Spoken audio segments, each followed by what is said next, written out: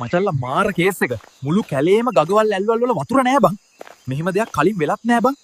යමල්ලා බලන්න ගම පැත්තට එහි තත්ත්වය මොකද කියලා. අඩෝ හොද වෙලාවට අද උදේ චූපාරක් විතරක් සෙට් උනේ.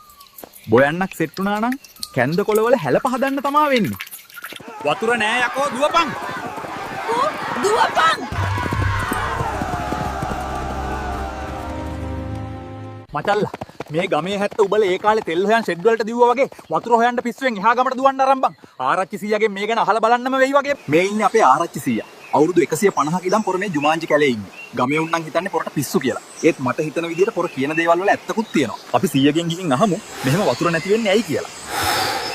ආරච්චි සීයේ මොකද්ද මේ ගමට වෙලා තියෙන්නේ? මේක කොල්ලෝ සාපයක්. ඔබ පප්ප ගමට ගිහින් උදව් ඉල්ලාපන්. අඩෝ ගමේ බල්ලෙක්වත් නෑ බං. අපි යමල්ලා ඉක්මනට පප්ප ගම් පැත්තට.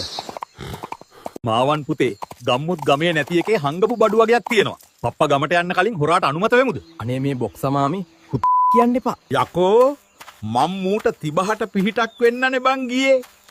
වෙනදා මූ කෙල හල එන්නේ.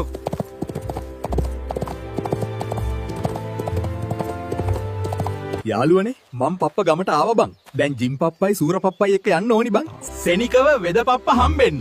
මචල්ලා වෙද පප්පට සීන් එක කිව්වට පස්සේ පොර මැජික් බෙහෙතක් හදන්න පටන් ගත්ත බං. අඩෝ කක්ක ගදයි බං මේක.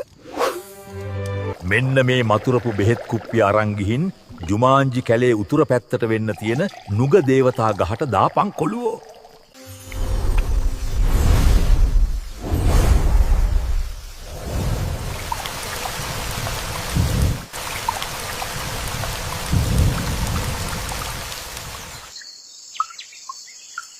මචල්ලා දැන් ගම back to normal.